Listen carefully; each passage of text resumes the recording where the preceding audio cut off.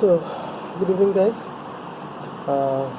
So last day we were doing the chapter 4 of your book called From the Diary of Annie Frank, which is basically a small extract that has been given from the famous book written on the basis of, not the book which is published from a diary that has been written by one of the survivors, it was one of the victims, not survivor. Survivor was only her death, only her father, and one of the victims of the Nazi Holocaust of Germany, Annie Frank.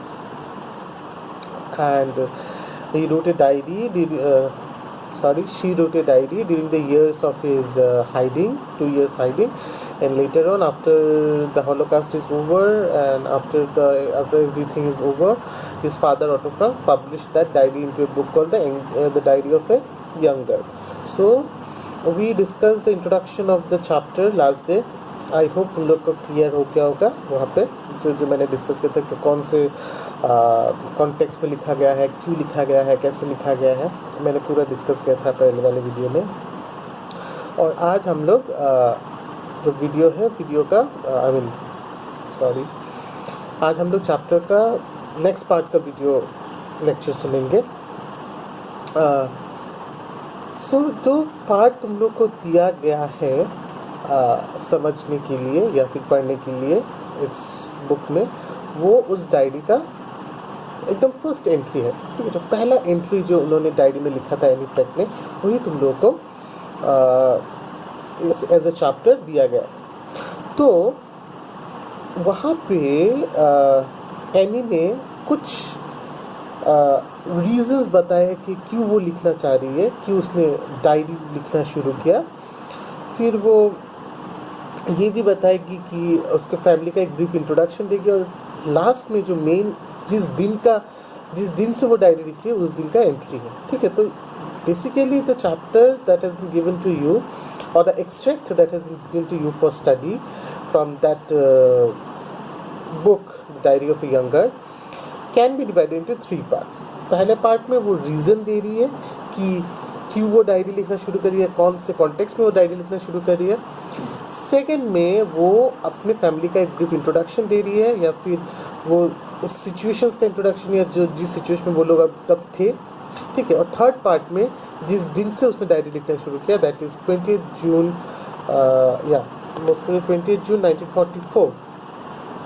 1942, उस date को उन्होंने diary लिखना शुरू किया था। तो उस दिन का एंट्री लास्ट पार्ट में। तो लेट्स स्टार्ट। पहला जो है वो बोल दिया कि उन्होंने डायरी लिखना क्यों शुरू किया, ठीक है। तो डायरी लिखना बहुत लोगों का वो होता है, हैबिट होता है, ठीक है। जो बहुत ऐसे लोग होते हैं ना, तुम लोग के आसपास में ऐसे बहुत ही लोग हो गए जो देखना बहुत शांत रहते हैं, कुछ बातें नहीं करते, ज़्यादातर अपने में खुले रहते हैं। ऐसे लोग क्या करते हैं, ऐसे लोग अपने दिल की बात खोल के किसी से नहीं बोल पाते। ऐसे लोगों को हम एक चीज़ से जानते हैं जिसको हम बोलते हैं इंट्रोवर्ट, ओके। या फिर कभी कभी ऐसा नहीं होता है, जैसे कि अभी का टाइम जो होता है ऐसा, अभी जो टाइम हम लोग के जो सब आइसोलेशन में घर पे बंद हैं, कुछ कर नहीं पा रहे, तो ऐसा नहीं होता कि हम लोग दोस्त से नहीं मिल पा रहे, किसी से कुछ बातें नहीं कर पा रहे, ठीक है। तो तब भी क्या होता है ना कि हम दिल की बात कैसे करें, सारा दिन हमें क्या फील हो रहा है, क्या हो रहा है, हम मम्मी पापा से भी नहीं बोल सकते, वो लोग नहीं समझेंगे, या फिर भाई बहन भी ज़्यादातर नहीं समझ पाते। तो तब हम क्या करें, तब बहुत लोग लिखना प्रेफर करते हैं, बहुत लोग डायरी लिखते हैं, स्टोरीज लिखते हैं, कहानीज लिखते हैं, पोएम्स लिखते हैं, ठीक है, लिखना प्रेफर करते हैं। तो उसी में से दोनों एक रीज़न से शायद एनी ने भी लिखना शुरू किया होगा। Either she was an introvert, which she was to a certain extent, and also she was in a situation जहाँ पे वो एक जगह पे बंदी है, right? She was hiding somewhere, और शायद डायरी लिखना जब शुरू कर रही होगी वो, तब शायद ऐसे सिचुएशंस क्रिएट हो रहा होगा जहाँ पे उसको लग रहा होगा कि अभी तो सब कुछ मतलब हमारे फेवर में नहीं होगा, बहुत कुछ चेंज होने वाला है, तो क्या होगा। तो उसके दिल में बहुत से टेंशन्स थे, उसके दिल में बहुत से डर था, बहुत कुछ था जो वो किसी को बताना चाह रही थी। तो वो दोस्त शायद नहीं मिल रहा था, शायद जो दोस्त थे उनसे वो इतना अच्छी तरह से नहीं कनेक्ट कर पा रही थी कि उनको वो बोल सके, तो उसने डायरी लिखना शुरू किया होगा। तो देखते हैं कौन सा रीज़न से उन्होंने डायरी लिखना शुरू किया था। So let's start with the chapter. So she starts by saying that writing in a diary is a really strange experience for someone like me. Not only because I have never written anything before, but also because it seems to me that later on neither I nor anyone else will be interested in the musings of a 13-year-old schoolgirl. तो any ने उससे पहले कभी कुछ लिखा नहीं था, diary तो छोड़ो, वो लिखती नहीं थी, ठीक है। तो वो बोल रहे हैं कि जब उन्होंने डायरी लिखना शुरू किया है तो उनके लिए ये बहुत ही एक स्ट्रेंज एक्सपीरियंस था, ठीक है। बहुत ही एक अलग सा, बहुत ही एक डिफरेंट सा एक एक्सपीरियंस था उनके जैसे एक मतलब लड़की के लिए, उनके जैसे एक आदमी के लिए, उनके जैसे एक पर्सन के लिए डायरी लिखना एक बहुत ही स्ट्रेंज एक्सपीरियंस था। क्यों था? वो बोले कि सिर्फ इसलिए नहीं कि मैंने पहले कुछ नहीं लिखा है, ये मैं पहली बार लिख रही हूँ, राइट। क्योंकि जब तुम लोग पहली बार जब कुछ करते हो तो स्ट्रेंज ही लगता है ना। पहली बार जब तुम लोग स्कूल गए होंगे, पहली बार जब तुम लोगों ने एग्ज़ाम्स दिया होगा, पहली बार नाचा होगा, गाया होगा, कुछ भी किया होगा, पहली बार शैतानी की होगी, पहली बार टीचर्स की टांग खिंचाई की होगी, सब कुछ तुम लोग को स्ट्रेंज लगा होगा। बाद में आदत पड़ जाता है, ठीक है। बाद में तो मतलब स्कूल में जाना, पढ़ना, उसके साथ टीचर्स की टांग खिंचाई करना भी it's a part of the job, right. So उसी तरह से एनी को भी यही लग रहा था कि ये जो अभी मतलब उन्होंने शुरू किया है लिखना, तो वो उनके लिए बहुत ही स्ट्रेंज एक्सपीरियंस है। सिर्फ इसलिए नहीं कि उन्होंने पहले कभी कुछ लिखा नहीं है, इसके लिए भी क्योंकि उनको लग रहा था कि जब ये सब ख़त्म हो जाएगा, राइट, जब मतलब एक समय होगा कि वो नहीं लिखेंगी, राइट, एक समय होगा कि वो फिर से बाहर जाएंगी व कुछ करेंगे, फिर एक्टिवली लाइफ में इन्वॉल्व होगी, तब शायद ना उनको या किसी और दूसरे को भी जो वो पढ़ना चाहेगा डायरी, एक 13 साल की लड़की की ज़िंदगी में क्या हो रहा है उसमें इंटरेस्ट होगा, राइट। उसमें शायद किसी को भी इंटरेस्ट नहीं होगा, राइट। जैसे कि बिकॉज डायरी में क्या हो रहा है, वो एवरीडे थिंग्स लिख रही है या फिर उनका फीलिंग्स लिख रही है। एक 13 साल की लड़की, हाँ, जो मैंने पहले बोला था, ये डायरी उनको 13th बर्थडे पे गिफ्ट मिला था, राइट। लास्ट इंट्रोडक्शन वाले वीडियो में भी मैंने कहा था कि ये डायरी जो है उनको उनके 13th बर्थडे पे गिफ्ट मिला था, ठीक है।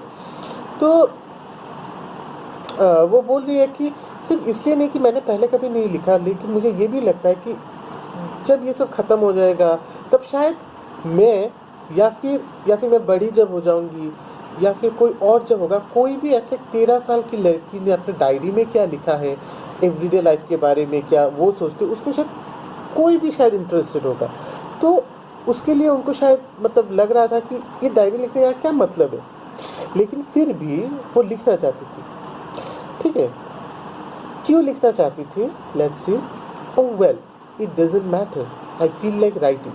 तो बोले तो ठीक है, शायद मैं भी इंटरेस्टेड ना हो, कोई भी इंटरेस्टेड ना हो, या फिर मैंने पहले कभी नहीं लिखा, लेकिन ये कोई मैटर नहीं करता, ये मेरे लिए कोई भी अहमियत नहीं रखा, कोई भी इंपॉर्टेंस नहीं रखता, क्योंकि एट दिस मोमेंट उस समय वो लिखना चाहती थी। क्यों लिखना चाहती थी? And I haven't even written it to get all kinds of things of my chest. क्योंकि उनके दिल में ऐसी बहुत सारी बातें थी जो वो किसी को बोलना चाहती थी, लेकिन वो श्योर नहीं थी वो किसको बोले। तो वो लिख के वो सब चीज़ें बाहर निकालना चाहती थी, वो लिख के एक्सप्रेस करना चाहती थी, ठीक है।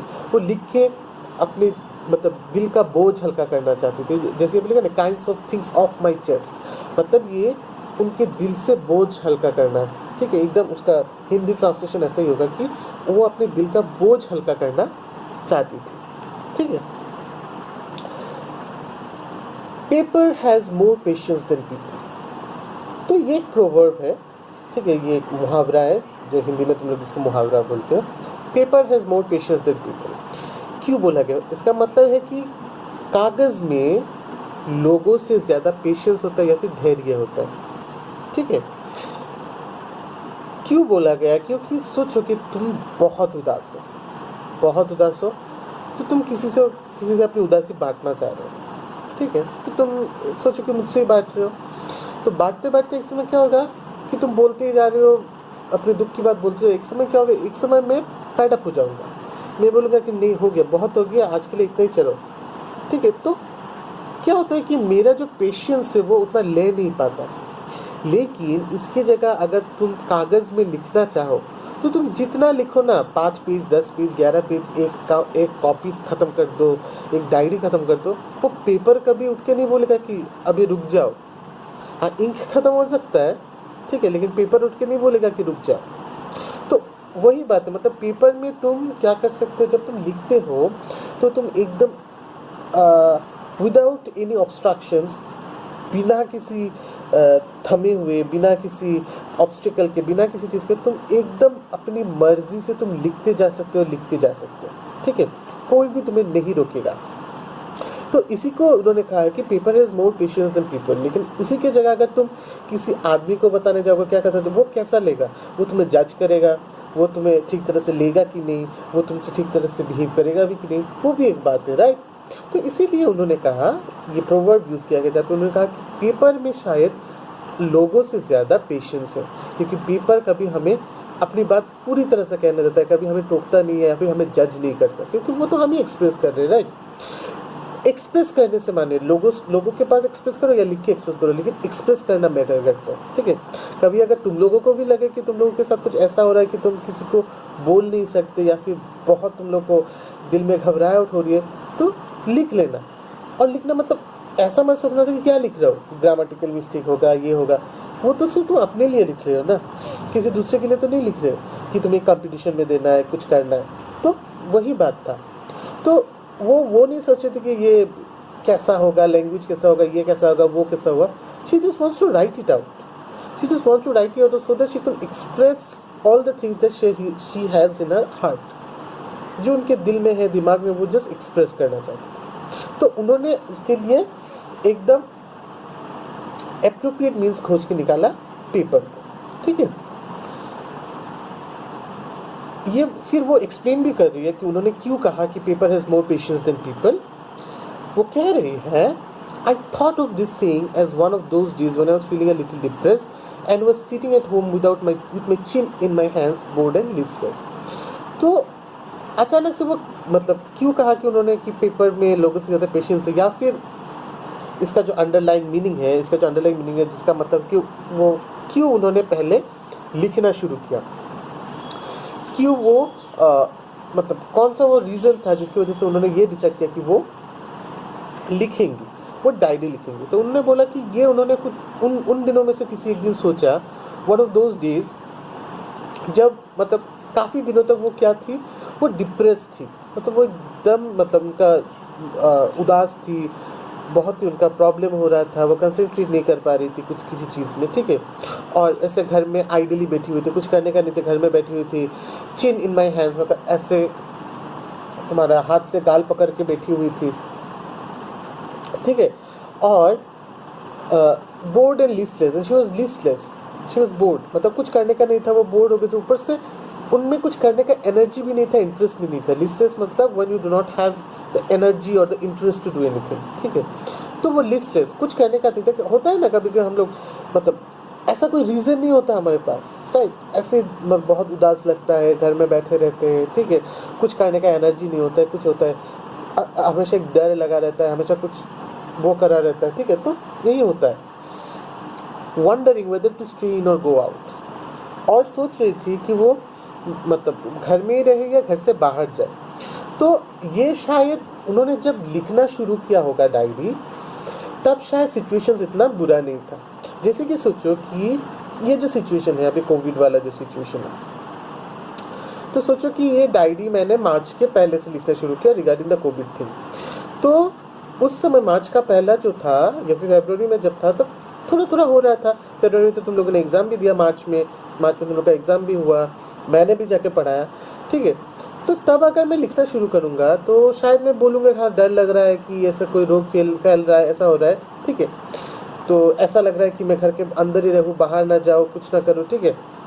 तब बाहर लोग चल रहे थे तो मैं नहीं जाना चाह रहा था। तो शायद उन्होंने जब ये लिखना शुरू किया होगा डायरी, तब शायद सिचुएशंस इतना भी बुरा नहीं होगा, ठीक है। तो शायद सिचुएशन जस्ट ख़राब हो रहे होंगे, ठीक है। तब शायद नीदरलैंड्स, मतलब तब का नाम जिसका हॉलैंड था, तब शायद धीरे धीरे वहाँ पे शुरू हो रहा होगा नाजी ऑक्यूपेशन, नाजी लोगों का वो सब, ठीक है। तो उस समय शायद वो लोग सोच रहे कि घर के बाहर जाए, मतलब बिना काम के घर से बाहर जाए या घर में रहे। तो उस उन्हीं में से एक दिन, और ये सब सोच सोच के वो काफ़ी टेंशन में भी थी शायद एनी कि क्या होगा क्या नहीं, ठीक है। तो उन्हीं में से एक दिन वो सोच रही थी कि जब घर में बहुत ही डिप्रेस बैठी हुई थी, कुछ करने का नहीं था, बोर्ड थी, कुछ एनर्जी भी नहीं था, वो सोच रही थी कि वो घर में रहे या घर से बाहर जाके थोड़ी घूम आए। I finally stayed where I was brooding. लेकिन फाइनली उन्होंने डिसाइड किया कि जहाँ से शुरू किया था वहीं पे रह जाएंगे, मतलब घर में रहेंगे। ब्रूडिंग मतलब थिंकिंग, ठीक है, कुछ चीज़ों को बहुत ही डीपली सोचना, ठीक है। तो जैसे वो सोच रही थी पेपर के बारे में, कुछ करने के बारे में, लिखने के बारे में, तो उन्होंने सोचा नहीं, बाहर नहीं जाना है, जिस बारे में मैं पहले सोच रही थी उसी बारे में सोचूंगी। तो किस बारे में सोच रही थी? वो सोच रही थी लिखने के बारे में, डायरी लिखने के बारे में। Yes, paper does have more patience, and since I am not planning to let anyone else read this stiff-backed notebook, grandly referred to as diary, unless I should never find a real friend, it probably wouldn't make a big difference. तो उन्होंने बोला कि हाँ, उन्होंने बोला जो पहली चीज़ वो जो सोच रहे थे वो उसी पे वो अडिग रहे, अटल रहे, उसी पे वो एकदम स्ट्रांगली फर्म रहे, और बोला कि हाँ ठीक ही तो है, पेपर में ही बहुत सारा पेशेंस, मतलब पेपर में ही ज़्यादा पेशेंस है, ज़्यादा धैर्य है लोगों से। और बाद में उन्होंने सोचा कि सिंस शी वाज प्लानिंग, मतलब वो तो लिख रहे थे जस्ट अपने दिल की बातों को एक्सप्रेस करने के लिए, राइट। और इन बातों को वो तब तक किसी को भी नहीं बताएंगे जब तक उनको कोई एक ट्रू फ्रेंड नहीं मिल जाता, राइट। अगर ट्रू फ्रेंड उनके पास होता तो डायरी में लिखने का कोई बात ही नहीं था, वो तो बस ऐसे ही बोल सकते थे अपने दोस्तों को, जैसे तुम लोग बोल पाते हो, ठीक है। तो वो सोच रहे थे कि ये तो सिर्फ मैं मेरे लिए लिख रही हूँ डायरी, ठीक है, और इस डायरी में जो चीज़ें मैं लिख रही हूँ वो तो तब तक मैं किसी को नहीं बताऊंगी, ठीक है, जब तक मुझे कोई रियल फ्रेंड नहीं बन जाता इन सब बात बताने का। और जब तक मैं किसी को नहीं बता रही हूँ तो तब तक क्या फ़र्क पड़ता है कि मैं क्या लिखूँ, कैसे लिखूँ इस डायरी में, वो तो सिर्फ मेरा ही रहेगा ना, एकदम मेरा पर्सनल फीलिंग्स, मेरा पर्सनल आइडिया, सब कुछ मेरा ही रहेगा। तो कोई फ़र्क नहीं पड़ता है कि कौन क्या सोच रहा है, कौन क्या कर रहा है, राइट। तो यही सोच के उन्होंने डायरी लिखना शुरू किया, ठीक है। I am not planning to let anyone else read this stiff back notebook. तो वो बोल रही थी कि मैं तो प्लान नहीं कर रही हूँ कि कोई और ये स्टीफ बैक मतलब सख्त बाइंडिंग किया हुआ, ठीक है, जैसा डायरी होता है ना, आई एम श्योर तुम लोगों ने डायरी देखा होगा कि डायरी का जो बाइंडिंग होता है वो थोड़ा हार्ड होता है, यानी कॉपी और उसमें से, ठीक है। तो वो बोल रहे हैं कि जब अब मैं तो कोई प्लान नहीं, मतलब until unless I am planning, कि मैं जब तक प्लान नहीं करती कि कोई ये स्टीफ बैक्ड नोटबुक, ठीक है, एकदम हार्ड बाइंड किया हुआ नोटबुक जिसपे एकदम ग्लोरियसली लिखा हुआ है, बहुत ही सुंदर तरीके से डायरी के ऊपर लिखा हुआ है डायरी, मैं जब तक प्लान नहीं करती कि इस डायरी के अंदर जो भी लिखा हुआ है वो कोई और पढ़े, ठीक है, क्योंकि उनको किसी को पढ़वाने के लिए भी, किसी को देने के लिए भी हमें क्या चाहिए, हमें एक रियल फ्रेंड चाहिए, राइट। तब तक कोई फ़र्क नहीं पड़ेगा, ठीक है, तब तक कोई फ़र्क नहीं पड़ेगा कि मैं क्या पढ़ती हूँ, क्या लिखती हूँ, क्या करती हूँ, ठीक है। तो यही सोच के उन्होंने डायरी लिखना शुरू किया, ठीक है। Now I am back to the point that prompted me to keep a diary in place. I don't have a friend. Now जो मेन रीज़न था उनका डायरी लिखने का वो क्या था? वो था कि उनका कोई दोस्त नहीं था, ठीक है, मतलब कोई रियल फ्रेंड नहीं था। तो that is what is saying that कि अभी मैं उस पॉइंट में आती हूँ जिसने मुझे प्रॉम्प्ट किया, जिसने मुझे और भी उकसाया कि मैं डायरी लिखना शुरू करूँ। तो वो क्या था कि उनका कोई रियल फ्रेंड नहीं था, ठीक है, रियल कोई फ्रेंड नहीं था, इसीलिए तो इसलिए शायद उनका कोई इसलिए शायद उन्होंने ये लिखना शुरू किया था, ये डायरी लिखना शुरू किया था। उसके बाद वो ये भी क्लियर करने की कोशिश कर रहे हैं, मतलब एनी फ्रैंक ये भी क्लियर करने की कोशिश कर रही है कि दोस्त ना होने का क्या मतलब है, मतलब वो क्या कहना चाहती है कि उनका कोई दोस्त नहीं था, क्योंकि वो एक 13 साल की लड़की है, स्कूल जाती है, एक अच्छे से एनवायरनमेंट में रहती है, सब कुछ ठीक ठाक है, तो ऐसा कैसे होगा कि उनका कोई दोस्त ना हो, ठीक है। तो वो नेक्स्ट पार्ट पे वो एकदम डिस्क्राइब करके बोलने की कोशिश कर रही है। वो बोल रही है, Let me put it more clearly, since no one will believe that a 13-year-old girl is completely alone in the world, and I'm not.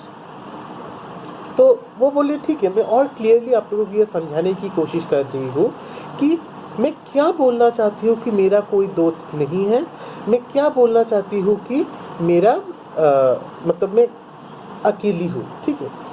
तो वो बोल रही है कि शायद कोई भी मेरे इस बात पे विश्वास नहीं करेगी कि ये 13 साल की लड़की इस दुनिया में पूरी अकेली है, ठीक है। तो वो बोल रही है कि ये विश्वास करने की बात भी नहीं है, मैं अकेली नहीं हूँ, ठीक है, मैं अकेली नहीं हूँ। समझो, मैं बाद में समझाऊंगा ये बात, ठीक है। अभी थोड़ा कंफ्यूजिंग लग सकता है कि वो बोल रही है कि मैं अकेली हूँ, फिर बोल रही है कि मैं अकेली नहीं हूँ।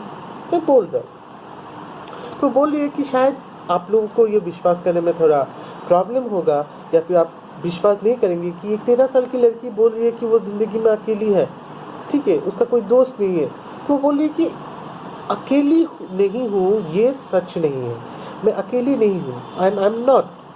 I have loving parents and 16-year-old sister.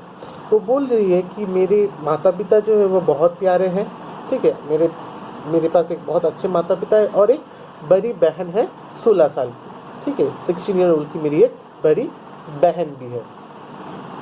And there are about 30 people I can call friends. और मेरे आसपास ऐसे 30 आदमी है, 30 ऐसे इंसान हैं जिनको मैं दोस्त कह सकती हूँ, मतलब जिनके साथ रिलेशनशिप इतना अच्छा है कि मैं उनको दोस्त कह सकती हूँ। I have a family, loving aunts and a good home. उसके साथ मेरा एक बहुत अच्छा फैमिली है, ठीक है, लविंग आंट्स है, मेरे जो आंट्स है, मेरे जो बुआ मौसी काकी सब लोग हैं वो बहुत ही प्यारे हैं, मुझे बहुत प्यार करते हैं, ठीक है, और एक बहुत अच्छा घर है। लेकिन ऊपर से जो दिखता है हमेशा वैसा नहीं होता। हर चमकती हुई चीज़ सोना नहीं होती। हिंदी में एक मुहावरा है ना, जिसका मतलब ऊपर से जो चीज़ जैसा दिखता है वो वैसा ही हो, हमेशा ऐसा ज़रूरी नहीं है, राइट। तो वही बात है, ठीक है। शायद उनका भी यही केस रहा होगा, ठीक, वही बोल के वो बोल रहे हैं I have a family, loving aunts and a good home. No, on the surface I seem to have everything except my one true friend. वो बोल रहे हैं हाँ, आप लोग, जब मैं ये सब आपको डिस्क्राइब कर रहा हूँ कि मेरे माता पिता मुझे बहुत प्यार करते हैं, मेरी एक बहुत अच्छी बड़ी बहन है, ऐसे 30-40 लोग हैं जिनके साथ इतना अच्छा रिलेशन है कि मैं उनको दोस्त बोल सकती हूँ, मेरे आंट्स बहुत लविंग है, मुझे बहुत प्यार करते हैं, एक बहुत अच्छा घर है, तो आप लोगों को लगता होगा ये क्या बोल रही है, ये तो पागल हो गई है, राइट। पहले बोली कि उसका कोई नहीं है, कोई एक अच्छा दोस्त नहीं है, कोई ऐसा आदमी नहीं है जिसके साथ वो दिल की बात कह सके। अब बोल रही है कि इसके बाद इतने सारे अच्छे लोग हैं जिनके साथ उनका रिलेशनशिप बहुत अच्छा है।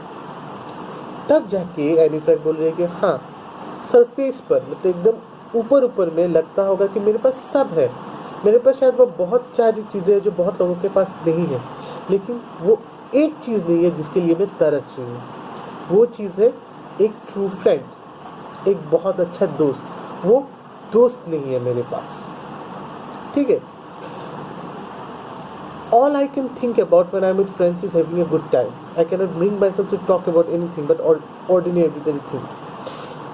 तब शायद तुम लोग के दिमाग में ये क्वेश्चन आ रहा होगा कि अभी तो बोला कि उसके पास 30-40 ऐसे लोग हैं जो उसके फ्रेंड्स हैं, राइट। अभी बोलिए कि उसके पास कोई ट्रू फ्रेंड नहीं है। तब उसका भी आंसर देती हुए वो कह रही है कि उसका आंसर देती हुए भी वो कह रही है कि जब भी मैं उन दोस्तों के साथ होती हूँ, ठीक है, मैं हमेशा एक अच्छा समय बिताने की कोशिश करती हूँ, ठीक है। All I think about when I am with friends is having a good time. मैं जब भी दोस्तों के बारे में सोचती हूँ, जब भी दोस्तों के साथ रहती हूँ, तो हमेशा ही मैं एक अच्छा समय बिताने के बारे में सोचती हूँ या अच्छा समय गुजारने के बारे में सोचती हूँ। जब भी उनके साथ होती हूँ तो मैं I can not bring myself to talk about anything but ordinary everyday things. मैं जब उनके साथ होती हूँ तो मैं सिर्फ ऑर्डिनरी एवरीथिंग चीज़ों के बारे में ही बात करती हूँ, ठीक है, जो मतलब जैसे खेलने के बारे में, पढ़ाई करने के बारे में, ठीक है, मस्ती करने के बारे में वही सोचती हूँ। लेकिन हमेशा क्या तुम लोगों को लगता है कि कोई खेलने, पढ़ाई और मस्ती करने के बारे में सोचता होगा? Do you really think that? I don't think so, ठीक है। क्योंकि कभी कभी तो तुम लोग भी सैड होते होगे, कभी कभी तुम लोग को भी लगता होगा कि तुम लोग मतलब बहुत तुम लोग को बुरा लग रहा है, बहुत तुम लोग का मन खराब है, बहुत दुखी हो तुम लोग, ठीक है। तो हमेशा क्या तुम दोस्तों के साथ एकदम हंसी मजाक कर सकते हो? उस सिचुएशन में भी हंसी मजाक कर सकते हो? नहीं ना।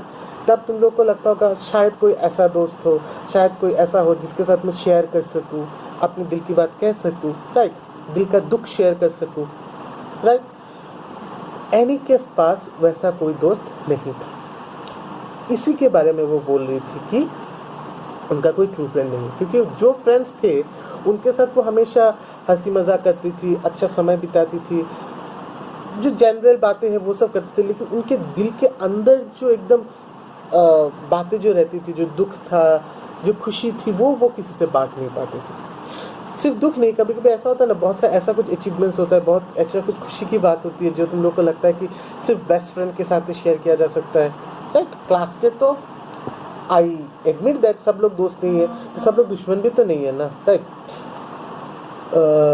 सबके साथ ही तो तुम लोग का एक बहुत अच्छा रिलेशन होता है, राइट, कैजुअल सा रिलेशन जिसको तुम फ्रेंड बोल सकते हो, लेकिन उसमें भी तो कुछ एक दो होते हैं जिसको तुम बेस्ट फ्रेंड्स कहते हो, और तुम लोग की भाषा में soulmates and all those things, right, best friends forever, BFF sort of things. तो एनी के पास वो नहीं था, वो BFF नहीं था, बेस्ट फ्रेंड्स फॉरएवर नहीं था, ठीक है। वो सबके साथ हंसी मजाक सब कुछ कर लेती, लेकिन कुछ ऐसी बातें, कुछ ऐसे दुख, कुछ ऐसे चीज़ जो शायद किसी स्पेशल फ्रेंड के साथ ही शेयर किया जा सकता है, किसी स्पेशल आदमी के साथ ही शेयर किया जा सके, वो फ्रेंड, वो इंसान, वो दोस्त एनी के पास नहीं था, ठीक है। We don't seem to be able to get any closer and that's the problem. और ये जो दोस्त थे, एनी चाह के भी किसी तरह उनसे क्लोज नहीं हो पा रही थी। वो बोल रही है, मतलब उनको रीज़न क्या है पता नहीं, ठीक है, लेकिन ऐसा लग रहा था उनको कि वो चाह कर भी उन दोस्तों के करीब नहीं जा पा रही है, ठीक है। एंड दैट्स द प्रॉब्लम, क्योंकि अगर तुम किसी दोस्त के, क्या किसी इंसान के करीब ना जाओ, उससे और भी घुलो मिलो ना, तब तक कैसे तुम उस पर विश्वास कर सकते हो अपने दिल की बातों को लेकर, राइट। वो तो किसी दूसरे को जाके बोल सकते हैं, राइट। तुम मतलब विश्वास करके, कॉन्फिडेंस करके उसको बोलोगे, वो अगर दूसरे को बोलोगे तो कैसा होगा। तो एनी को यही प्रॉब्लम हो रहा था, ठीक है। एनी किसी भी तरह उन पर विश्वास नहीं कर पा रही थी, ठीक है, और यही प्रॉब्लम था। तो एनी बोल रही थी, maybe it's my fault that we do not confide in each other. तो एनी मतलब सोच रही थी कि शायद उनका दोष नहीं है, वो शायद मुझसे दोस्ती करना चाह ही रहे होंगे, लेकिन शायद दोष मुझ में ही है कि मैं किसी तरह से उन पर विश्वास नहीं कर पा रही हूँ, किसी भी तरह से मैं, मेरे दिल में जो है मैं उनको नहीं बोल पा रही हूँ, ठीक है। किसी भी तरह मुझे ये यकीन नहीं हो रहा है कि वो लोग मेरे जो बातें हैं, मेरे जो सब कुछ है, वो उनको सेफली उनके पास ही रखेंगे, ठीक है। तो ऐसे में ही मतलब चल रहा था उनके दिमाग में। In any case, just how things are, and unfortunately they are not liable to change. This is why I started the diary. तो एक समय उन्होंने ये ट्राई करना भी छोड़ दिया, कि वो उन लोगों से बातें करेंगे, मिलेंगे, उनसे और भी घुल मिलेंगे, उनके क्लोज जाने की कोशिश करेंगे। एक समय उन्होंने ये एक्सेप्ट कर लिया कि अनफॉर्चुनेटली, दुर्भाग्य से ये ऐसा ही है, थिंग्स ऐसा ही है और ये चेंज नहीं होगा। मैं जितना भी कोशिश करूँ मैं चेंज नहीं कर पा रही हूँ, ठीक है। ये जैसा है वैसे, मेरा जैसा उनके साथ कैजुअल सा एक रिलेशन है वैसा ही रहेगा, वो कभी चेंज नहीं होगा।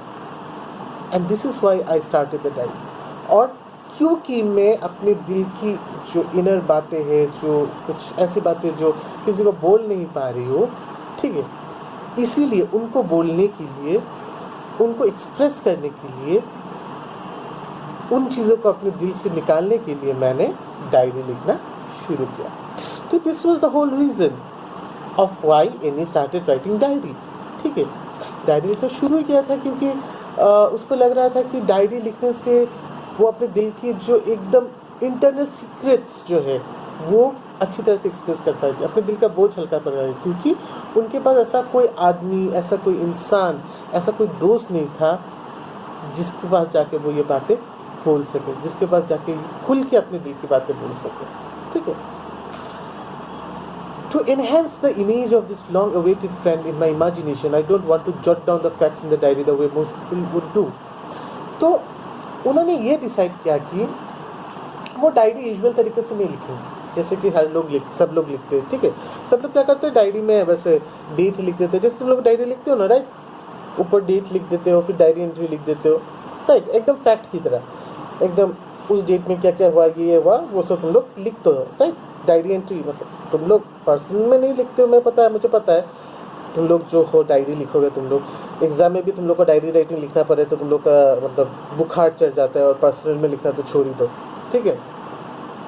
तो वो बात बोल रहे हो, मतलब एग्जाम में भी तुम लोग जब डायरी राइटिंग लिखते हो तुम लोग क्या करते हो, ऊपर एक डेट लिखते हो, फिर वो लिख देते हो, एकदम ऐसे जैसे मतलब फैक्ट्स जैसे लिखते हैं, राइट, उस डेट में क्या हुआ, उस डेट में क्या हुआ, ऐसा तुम लोग लिखते हो, ठीक है।